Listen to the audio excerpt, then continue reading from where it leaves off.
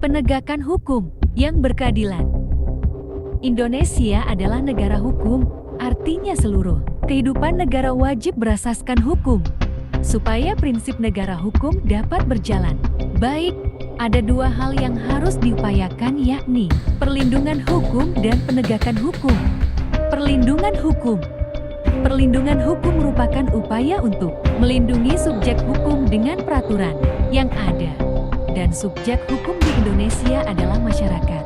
Dan upaya perlindungan hukum dilakukan oleh penegak hukum. Contoh penegak hukum di Indonesia: Kepolisian Republik Indonesia, Kejaksaan RI, Hakim, Advokat, KPK. Terdapat 3 unsur perlindungan hukum di Indonesia, yaitu: pertama, perlindungan; kedua, jaminan; ketiga, kepastian hukum yang dilakukan pemerintah terhadap warganya. Tujuan perlindungan hukum adalah mengupayakan pengamanan dan pemenuhan kesejahteraan hidup sesuai hak asasi. Penegakan hukum merupakan proses pengaplikasian norma hukum secara nyata sebagai pedoman perilaku hubungan hukum dalam kehidupan masyarakat. Dalam arti sempit, penegakan hukum mengacu pada upaya penegak hukum untuk memastikan jalannya hukum. Dalam arti luas, penegakan hukum melibatkan semua subjek hukum dalam setiap hubungan hukum. Tujuan penegakan hukum yang dilakukan oleh penegak hukum adalah menciptakan, memelihara, dan mempertahankan kedamaian. Fungsi perlindungan dan penegakan hukum. Pertama, menegakkan supremasi hukum, memastikan tidak ada ketimpangan antara penguasa dan rakyat di hadapan hukum, dan hukum melindungi semua tanpa intervensi. Kedua, mewujudkan keadilan. Adanya hukum melindungi ini untuk memastikan seluruh rakyat Indonesia mendapatkan keadilan di hadapan hukum. Ketiga, mewujudkan perdamaian.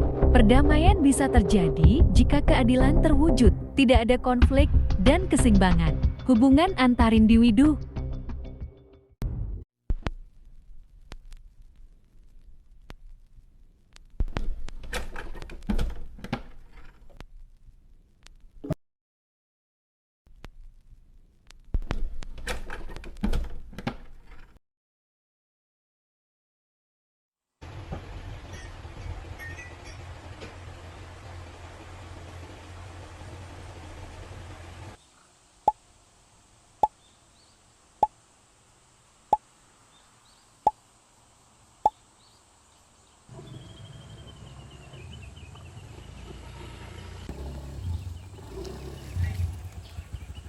Ius, Ius, cepetan, ayo kita udah telat nih ke kampusnya.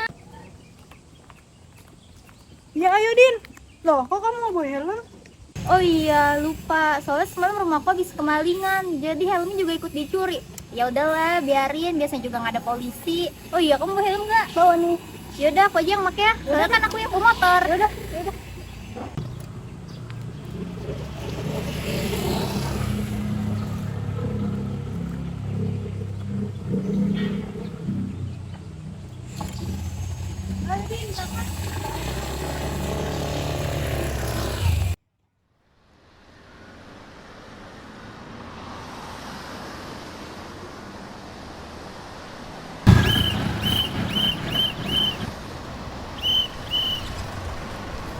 Nepi mbak, nepi.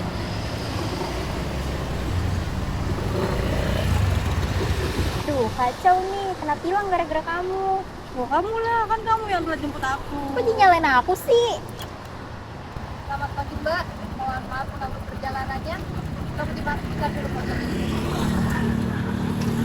Duh, Bu Polisi, damai deh please. Maaf Mbak, sebelumnya tahu kenapa saya tilang? Ini menerobos lampu merah Bu. Ya, itu yang pertama. Selanjutnya apa lagi? Teman saya nggak pakai helm, Bu.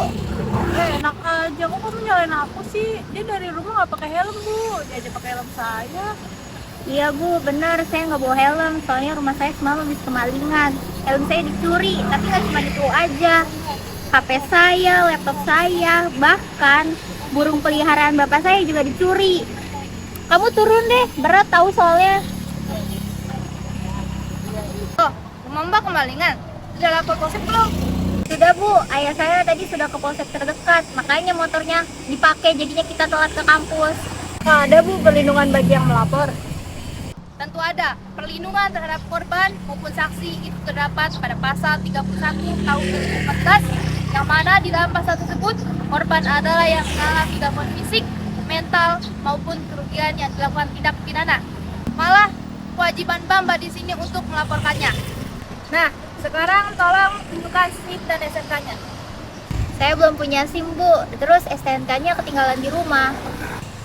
Karena Mbak tidak bisa menunjukkan SIM dan SNK dan melanggar lampu merah dan Mbak tidak menggunakan helm, maka Mbak berdua ini kami kenakan sanksi tilang. Ampun Bu, teganya kami sudah terlambat kena tilang lagi. Bu, gimana? Nanti saya kena marah orang tua saya. Nah, itu pelajaran untuk Mbaknya agar senantiasa mematuhi peraturan lalu lintas. Yang pertama, yaitu membawa surat-surat, itu wajib, SIM, SNK. Yang kedua, yaitu menggunakan helm. Dan yang ketiga, yaitu jangan merobos lampu merah. Itu demi keselamatan Mbaknya juga. Ada pasalnya nggak Bu? Tentu ada, saya jelaskan. Yang pertama, Mbak tidak mempunyai SIM, itu ada di pasal 281. Dan Mbak tidak menunjukkan STNK, itu ada di pasal 288 ayat 1. Lalu, Mbak tidak menggunakan helm, itu ada di pasal 291 ayat 2. Lalu Mbak merobos lampu merah, itu ada di pasal 287 ayat 1. Itu semua ada di Undang-Undang Nomor 22 Tahun 2009 tentang lalu lintas dan angkutan jalan. Ya Bu, kami paham. Ngomong-ngomong gimana Bu? Kita ke kampusnya, Ibu mau antar kita? Waduh, masa minta antar saya?